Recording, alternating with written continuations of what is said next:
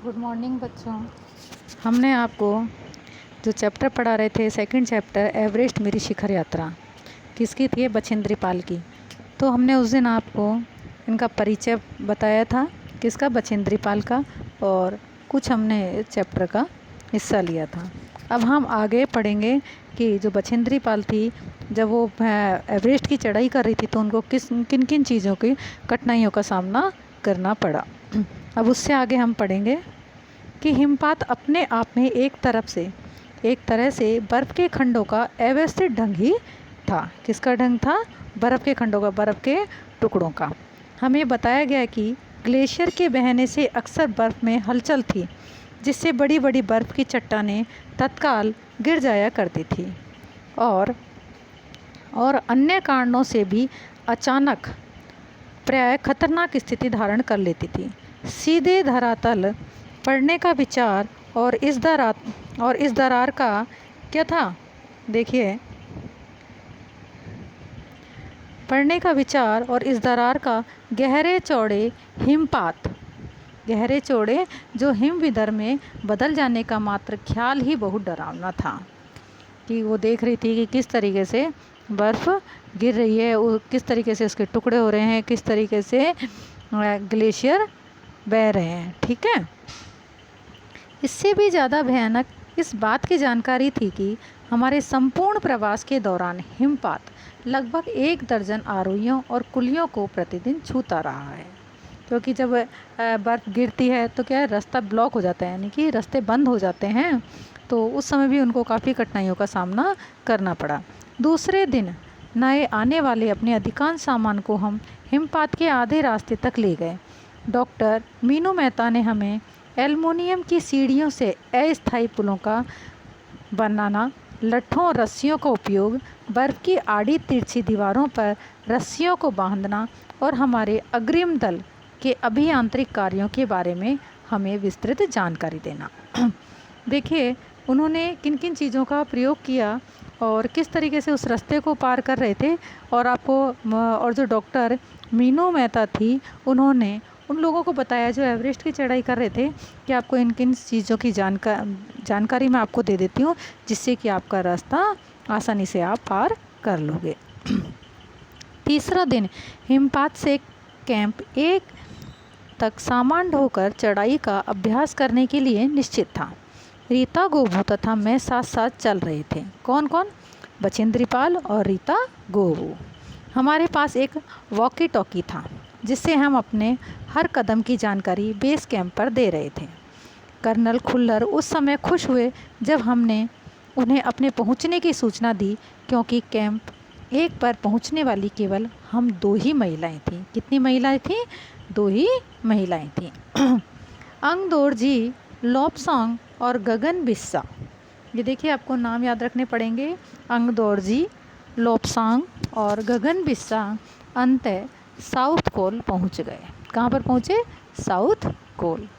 और 29 अप्रैल यानी कि 29 अप्रैल को 7,900 मीटर पर उन्होंने कैंप 4 लगाया। कौन सा कैंप लगाया? 4 कैंप लगाया। यह संतोषजनक प्रकृति थी। जब अप्रैल में मैं बेस कैंप में थी, तेंजिंग अपनी सबसे छोटी सुपुत्री डेकी के साथ हमारे पास आए थे। कौन आए थे? क्या उनकी पुत्री का क्या नाम था? डेकी। और कौन आए थे उनके पास में? तेंजिंग। उन्होंने इस बात पर विशेष महत्व दिया कि दल के प्रत्येक सदस्य और प्रत्येक शेरपा कुली से बातचीत की जाए। जब मेरी बारी आई, मैंने अपना परिचय यह कहकर दिया कि मैं बिल्कुल ही नौसिखिया हूँ, यानी कि मुझे कुछ भी नहीं आता है और एवरेस्ट मेरा पहला अभियान है। तेंजिंग हंसे और मुझसे कहा कि एवरेस्ट उनके लिए भी पहला अभियान है। किससे कहा था तेंजिंग ने? बछेंद्री पाल से। लेकिन यह भी स्पष्ट किया कि शिखर पर पहुंचने से पहले उन्हें 7 बार एवरेस्ट पर जाना पड़ा था। कितनी बार जाना पड़ा था उनको? 7 बार। फिर अपना हाथ मेरे कंधे पर रखते हुए उन्होंने कहा, तुम एक पक्की पर्वतीय लड़की लगती हो, यानी कि पर्वतों में रहने वाली, पहाड़ों पर रहने वाली। तुम्हें तो शिखर पर पहले ही प्रयास में पहुंच जाना चाहिए। 15-16 मई 1984 यानी कि 1984 को क्या थी उस दिन? बुद्ध पूर्णिमा के दिन मैं लोहोत्से की बर्फीली सीधी ढलान पर लगाए गए सुंदर रंगीन नायलॉन के बने तंबू के कैंप 3 में थी। कैंप में 10 और व्यक्ति थे। कितने व्यक्ति थे? 10। लोब्सोंग तशारिंग मेरे तंबू में थे।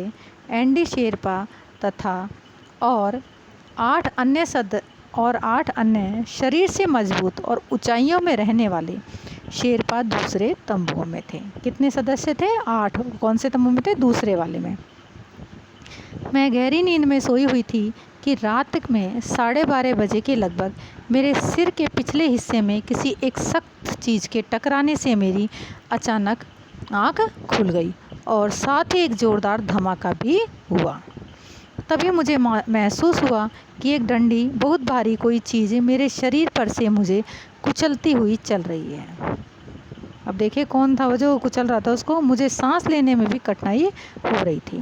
मैंने सोचा यह क्या हो गया था? किसने सोचा था? बछेंद्री पाल ने। एक लंबा बर्फ का पिंड हमारे कैंप के ठीक ऊपर लोहोत्से ग्लेशियर से टूटकर नीचे आ गिरा था और उसका विशाल हिमपुंज बन गया था। हिमखंडों, बर्फ के टुकड़ों तथा जमी हुई बर्फ के इस विशालकाय पुंज ने एक एक्सप्रेस रेलगाड़ी की तेज गति और भीषण गर्जना के साथ सीधी ढलान से नीचे आते हुए हमारे कैंप को तहस नहस कर दिया, यानी कि उसको नष्ट कर दिया। वास्तव में हर व्यक्ति को चोट लगी थी। यह एक आश्चर्य था कि किसी की मृत्यु नहीं हुई थी। लोब्सोंग अपनी स्विस छुरी की मदद से हमारे तंबू का रास्ता साफ करने में सफल हो गए थे और तुरंत ही अत्यंत तेज़ी से मुझे बचाने की कोशिश में लग गए थे। थोड़ी सी भी देर का सीधा अर्थ था मृत्यु, यानी कि अगर थोड़ी सी भी देर हो जाती तो मौत को गले लगा लेती, यानी कि मौत हो जाती। बड़े बड़े हिमपिंडों को मुश्किल से हटाते हुए, यानी कि बहुत बड़े बड़े क्या थे? बर्फ़ के टुकड़े थे। उन्होंने मेरे चारों तरफ की कड़े जमे बर्फ़ की खुदाई की और मुझे उस बर्फ़ की कब्र से निकाल बाहर खींच लाने में सफल हो गए। सुबह तक सारे सुरक्षा दल आ गए थे और 16 मई को प्रातः 8 बजे तक हम प्राय सभी कैंप दोपहर पहुंच गए थे। कितने बजे? 8 बजे। कब? 16 मई को।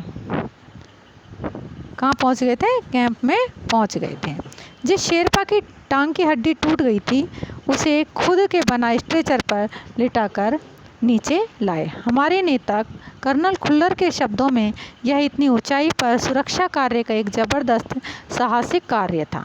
सभी 9 पुरुष सदस्यों को चोटें तथा टूटी हड्डियों आदि कारण बेस कैंप में भेजना पड़ा। तभी कर्नल खुल्लर मेरी तरफ मुड़कर कहने लगे, क्या तुम भयभीत थी? जी हाँ। क्या तुम वापस जाना चाहोगे? नहीं। किसने कहा था? कर्नल खुल्लर ने। और किससे कहा था? बछेंद्री पाल से। क्या कहा था कि तुम वापस जाना चाहोगे? तो उन्होंने क्या जवाब दिया? नहीं। मैंने बिना किसी हिचकिचाहट के उत्तर दिया। जैसे ही मैं साउथ कोल कैंप पहुंची, मैंने अगले दिन की अपनी महत्वपूर्ण चढ़ाई की तैयारी शुरू कर दी। मैंने खाना, कुकिंग गैस तथा कुछ ऑक्सीजन सिलेंडर इकट्ठे किए। जब दोपहर 1:30 बजे बिस्सा आया, उसने मुझे चाय के लिए पानी गर्म करते देखा कि जय और मीनू अभी बहुत पीछे हैं। बहुत क्या थे? पीछे थे। मैं चिंतित थी क्योंकि मुझे अगले दिन उनके साथ ही चढ़ाई करनी थी। वे धीरे धीरे आ रहे थे क्योंकि वे भारी बोझ लेकर और बिना ऑक्सीजन के चल रहे थे। दोपहर बाद मैंने अपने दल के दूसरे सदस्यों की मदद करने और अपने एक थर्मस को जूस से और दूसरे को गर्म चाय से भरने के लिए नीचे जाने का निश्चय किया। किस लिए? थर्मस आप जानते हो ना, जो बोतल थी उसमें क्या है, एक में जूस और दूसरे में गर्म चाय। मैंने बर्फीली हवा में ही तंबू से बाहर कदम रखा, यानी कि बहुत ज़्यादा ठंड थी तो तब भी वो तंबू से बाहर आ गई। तंबू जानते हो ना, जो टेंट होता है। जैसे ही मैं कैंप क्षेत्र से बाहर आ रही थी, मेरी मुलाकात मीनू से हुई कि और जय अभी कुछ पीछे थे। मुझे जय जेनेवा सफ़र की चोटी के ठीक नीचे मिला। उसने कृतज्ञतापूर्वक चाय वगैरह पी, लेकिन मुझे और आगे जाने से रोकने की कोशिश की, मगर मुझे की से भी मिलना था। थोड़ा सा और आगे नीचे उतरने पर मैंने की को देखा, वह मुझे देखकर हक्का बक्का रह गया, यानी कि आश्चर्यचकित हो गया वो। तुमने इतनी बड़ी जोखिम क्यों ली बछेंद्री? मैंने उसे दृढ़तापूर्वक कहा। मैं भी औरों की तरह एक पर्वतारोही हूँ, इसलिए इस दल में आई हूँ। शारीरिक रूप से मैं ठीक हूँ, इसलिए मुझे अपने दल के सदस्यों की मदद क्यों नहीं करनी चाहिए? कि हंसा। क्या हुआ? फिर उसने जब ये बातें सुनी बछेंद्री पाल की तो उसको हंसी आ गई और उसने पेय पदार्थ से प्यास बुझाई, लेकिन उसने मुझे अपना किट ले जाने नहीं दिया। थोड़ी देर बाद साउथ कोल कैंप से लाहाटू और बिस्सा हमें मिलने नीचे उतर आए और हम सब साउथ कोल पर जैसी भी सुरक्षा और आराम की जगह उपलब्ध थी उस पर लौट आए। साउथ कोल पृथ्वी पर बहुत अधिक कठोर जग के नाम से प्रसिद्ध है। साउथ कोल किसके नाम से प्रसिद्ध है? यहाँ पर अंडरलाइन करेंगे आप, पृथ्वी पर बहुत अधिक कठोर जगह के नाम से। अगले दिन मैं सुबह 4 बजे उठ गई, बर्फ़ पिघलाया और चाय बनाई। कुछ बिस्कुट और आदि चॉकलेट का हल्का नाश्ता करने के बाद मैं लगभग 5:30 बजे अपने तंबू से निकल पड़ी। अंगदोरजी बाहर खड़ा था और कोई आसपास नहीं था। अंगदोरजी बिना किसके ऑक्सीजन के ही चढ़ाई करने वाला था, लेकिन इसके कारण उसके पैर ठंडे पड़ जाते थे, इसलिए वह ऊंचाई पर लंबे समय तक खुले में और रात्रि में शिखर कैंप पर नहीं जाना चाहता था। इसलिए उसे या तो उसी दिन चोटी तक चढ़कर साउथ कोल पर वापस आ जाना था अथवा अपने प्रयास को छोड़ देना था, यानी कि वो अपनी यात्रा को बंद कर सकता था। वह तुरंत ही चढ़ाई शुरू करना चाहता था और उसने मुझसे पूछा क्या मैं उनके साथ जाना चाहूँगी। एक ही दिन में साउथ कोल से चोटी तक जाना और वापस आना बहुत कठिन और श्रम साध्य होगा, यानी कि बहुत कठिन कार्य था वो। इसके अलावा यदि अंगदोरजी के पैर ठंडे पड़ गए तो उसके लौट कर आने का भी जोखिम था। खतरा तो रहता ही है हर चीज़ में। मुझे फिर भी अंगदोरजी पर विश्वास था और साथ साथ में मैं आरोहण की क्षमता और कर्मठता के बारे में भी आश्वस्त थी, यानी कि मुझे पूरा विश्वास था। अन्य कोई व्यक्ति इस समय साथ चलने के लिए तैयार नहीं था।